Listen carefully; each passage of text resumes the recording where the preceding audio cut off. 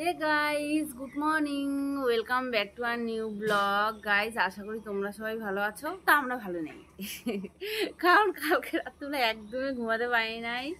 কারণ রুম কালকে রাত্রেবেলা না অল্পর জন্য সাপের উপরে পাড়া দিতে নিছিল, তো প্রচণ্ড পরিমাণে ভয় পাইছে। তো দাঁড়াও, তোমাদেরকে দেখাচ্ছি সাপটা কোথায় ছিল আর রুম কোথায় দৌড় দিয়ে আসছিল। তো দেখা রুম। তো গাইস, আমি তোমাদেরকে দেখায় দিচ্ছি রুম কি করতেছিল। পরে যেটা শুনছি, ও হচ্ছে রাত্রিবেলা অর্পিতাদের দিকে তাকায় তাকায় এইভাবে লুঙ্গি বুঝতে বুঝতে যাচ্ছিল, বুঝছো?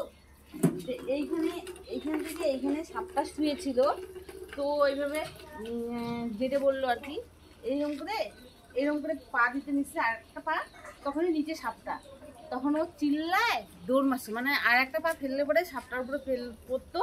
তখন ও চিল্লায় এইদিকে দৌড় মারছে, মানে এইদিকে কাঠুপুর ঘরের ওই সাইডে, এই ডাটা কাজটা এই জায়গাটা দৌড় মারছে, বুঝতে পারতেছো? এই জায়গাটা দৌড় মারছে। তারপরে আমি ঘরের মধ্যে মশারি করতেছিলাম। তা আমি করছি কি কি রে ভাই, কেমন জানি শুষায় শুষায় ফুপাচ্ছে। কি ফুপাচ্ছে?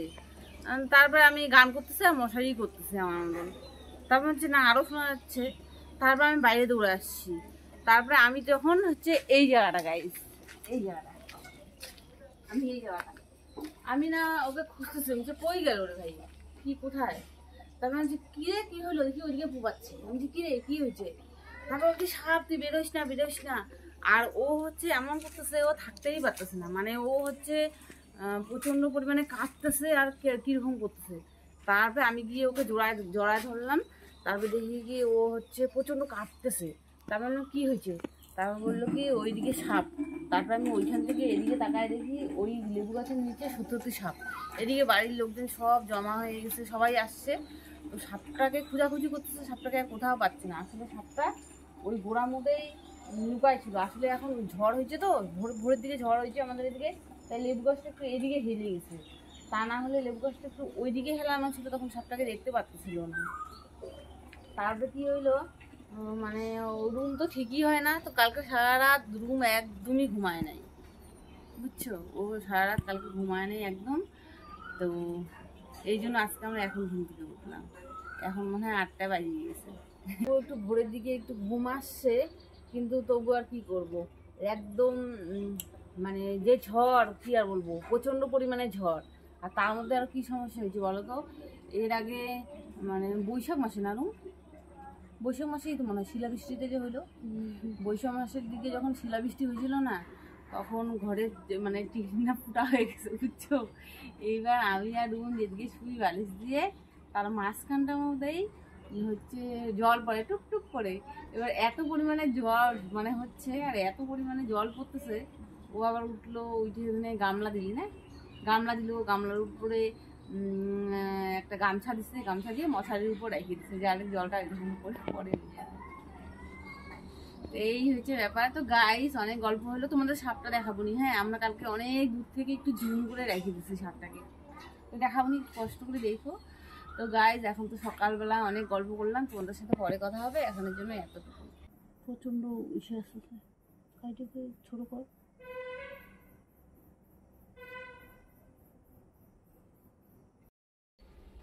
তো গাইস, আমাদের সকালের খাওয়া দাওয়া হয়ে গেছে।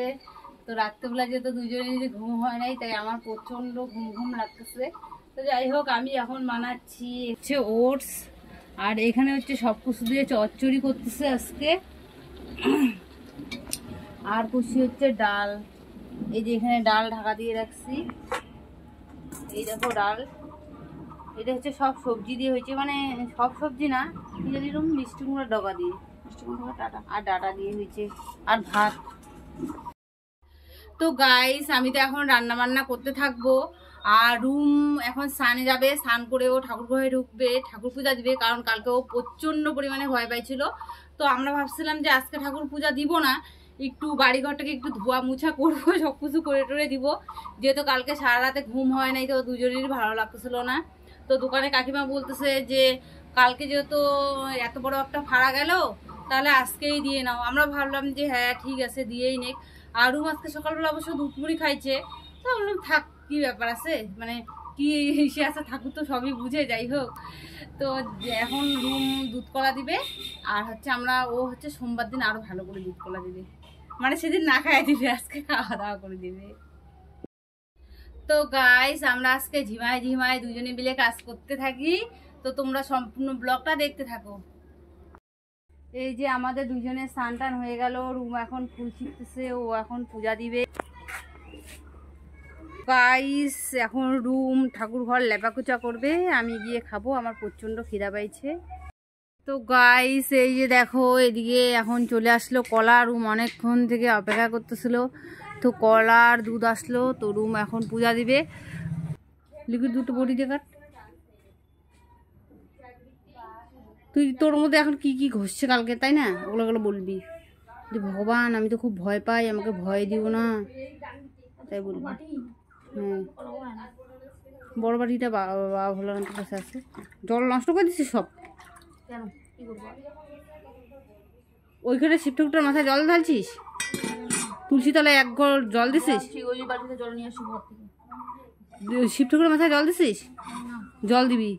আর তুলসী তলায় জল দিছিস? শিব ঠাকুরের মাথায় জল দিবি, ফুল দিবি। মাথাটা বের করে নে, তাই নে।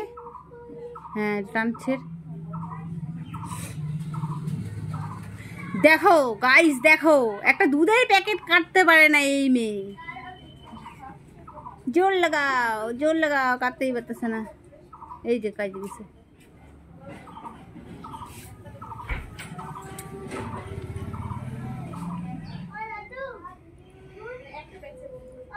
তো যাই হোক গাইস, রুম এখন ঠাকুর পূজা দেখ, পরে তোমাদের সাথে কথা হবে। তো গাইস, এই যে রুমের পূজা দেওয়া হয়ে গেল। রুম এখানে মা মনসাকে দিছে দুধ কলা, আর এটা মা মনসাকে খাইতে দিছে, আর এই বাবা ভোলানাথকে, আর এখানে দিছে হচ্ছে মা দক্ষিণাকালীকে, আর এখানে গণেশ ঠাকুর আর মা লক্ষ্মীকে হচ্ছে এমনি ফুল দিয়ে রাখছে। তোর পূজা দেওয়া হয়ে গেল। এখন কি বললি ঠাকুরকে? ঠাকুরকে বলছিস? বল না। ঠাকুরকে যেটা বলা যায় সেটা পার্সোনাল। হয়তো ঠাকুরকে যেটা বলছে পার্সোনাল, ওটা বলা যায় না, সত্যি তাই। তো যাই হোক, বলছিস ভয়টা না দিতে দেয়। তো গাইস, এই যে রুম এখন ঠাকুরের প্রসাদ টসাদ উঠাবে, উঠানোর পরে ও খাবে। বেচারি মুখটা একদম শুকনা শুকনা হয়ে গেছে, বেচারি একদমই না খায়া থাকতে পারে না। ফুলগুলো পোকাতে খাইছে। তো গাইস, ভিডিওটা আর বাড়াবো না, কারণ কালকে রাত্রিবেলা যেহেতু আমাদের দুজন ঘুম টুম কিচ্ছু হয় নাই, তো দুজনে মিলে ঘুমাবো। ও এখন খাওয়া দাওয়া করবে, তারপর একটু বসবে, তারপরে ঘুমায় পড়বো। তো গাইস, টাটা, তোমাদের সাথে অন্য কোনো ব্লগে দেখা হবে।